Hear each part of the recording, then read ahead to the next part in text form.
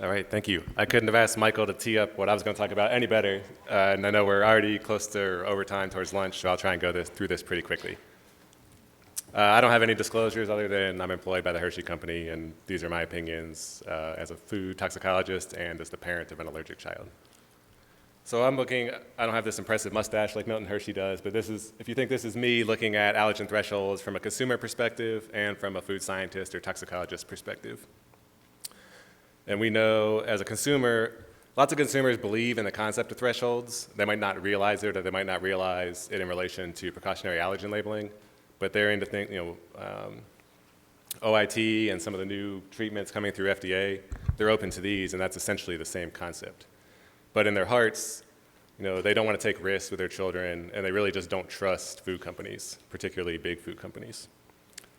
From the toxicologist side, we know that thresholds make scientific sense.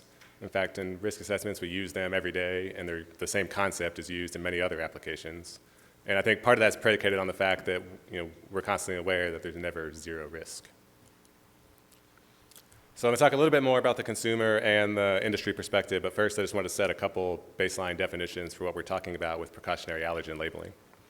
So there's no official definitions for these, but this is kind of what you'll commonly see used. So what do we mean by cross-contact? And we're really talking about a small amount of allergen that's unintentionally and found in the food where it's not supposed to be. And when should precautionary allergen labeling be used? Well, some would say it's when there's a chance of sporadic, unintentional, and unavoidable cross-contact. If we have well-defined thresholds, then we can add in the caveat that that would be at a dose that would be an issue for someone with a food allergy. And then we say, how is the decision of when to use PAL made today? And that answer, it really depends because it's voluntary statements, so it's really company specific to kind of the strategy that they have. But the guidance that FDA does put out is that it's not a substitute for good manufacturing practices, and that the statements must be truthful and not misleading. But if we take a look at an example of one statement, so manufactured in a facility that processes tree nuts, some companies might use this as a literal sense just to convey that information to consumers. And many consumers want this information. They think they can evaluate that and make a decision on their own.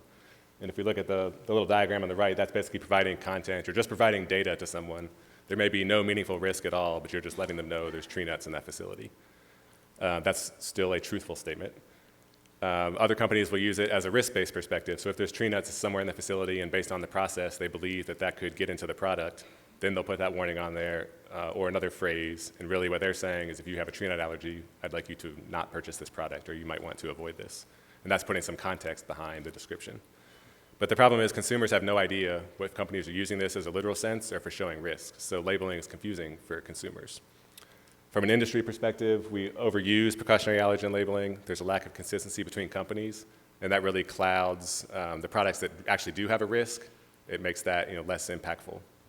And from a consumer perspective, if you look at the three statements up here, this is essentially what these consumers are being told by the folks that they trust most for the information. So it might be their physicians, it might be the consumer advocacy groups, it's their peers and friends and networks they've made that are also dealing with food allergies.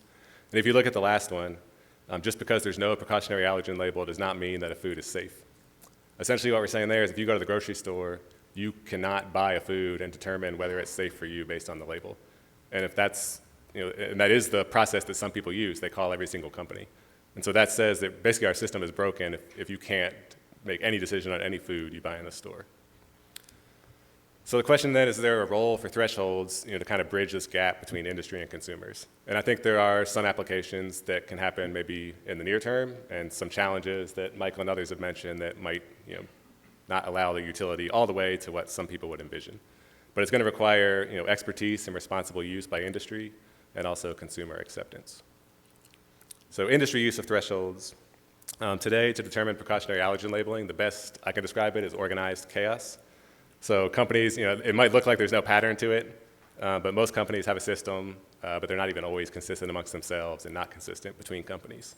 So the goal would be to get to some kind of standardization and consistent process so that when you see that label, you know that it truly reflects risk and you can make decisions on what products to avoid. So some people say that thresholds can maybe get us to that, that peak all the way to the right, but it's probably more likely to land somewhere in the middle. And it's because of what Michael and others talked about in this equation here, which is basically taking risk assessment down as simple as you can take it and you have a safe dose on the numerator, you're estimating exposure on the bottom, and you want that number to be as large as possible.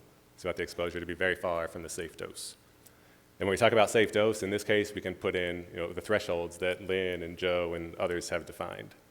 But there's still going to be tricky to estimate the exposure here, and so companies that don't have a lot of expertise, or exposure itself is variable based on the dynamic production environment, or it's based on consumption. So do you go by serving size on a package? Do you go by what people would actually eat, which could be a whole bag of chips instead of 5.5 servings or whatever it might say? So you really need realistic exposure estimates for this to work, because every company can just kind of make very conservative exposure estimates that butts up against the safe dose, and then we're back to using precautionary allergen labeling on everything. So in 2016, the National Academies put out this report on food allergies, and they made a number of recommendations, 2 of which are shown here. And that was basically that FDA make exemptions for ingredients derived from allergenic sources. They make decisions about those ingredients based on a quantitative risk assessment. And then that the food industry should work in conjunction with government to devise a better precautionary allergen labeling system that's risk-based. And so just showing a simple schematic of maybe a production process on the bottom. There's a lot of factors that would go in as we talk about challenges in estimating exposure. It's the equipment, how easy it is to clean, the form that the allergen is in, whether it's a homogeneous process or you have different particulates coming in at different phases. But the ingredients going into that process tend to be a little bit simpler for the most part and more homogeneous. And so that's a spot where we already have exemptions for highly refined oils. And maybe with some kind of threshold approach, we could expand that for other fats and things that come from allergenic sources but really contain no protein. And that may have a big impact for allergic consumers also, because here we're not talking about accidental cross-contact. We're talking about intentional ingredients where they're avoiding things that is showing up in the ingredient statement but really contains no protein. So if we talk about applicability of allergen thresholds in industry, I think it's also important to say what we don't intend to do with allergen thresholds. So we would not be reversing a path of transparency. This goes beyond food, but consumers today expect information on everything they buy, food or consumer products. So we're not going to, the goal is not to switch that and hide things from them. The goal is not to avoid cleaning or good manufacturing practices or allergen controls. In fact, if thresholds are established, I think it will have minimal to no effect on those things. And I don't even think we're trying to force specific statements. So some people have suggested things like if you're between dose A and B, you say may contain traces of, and if you're between B and C, you say not suitable for, or some other phrase. So I don't think we want to make it too complicated. It's just a way to hopefully try and increase choices.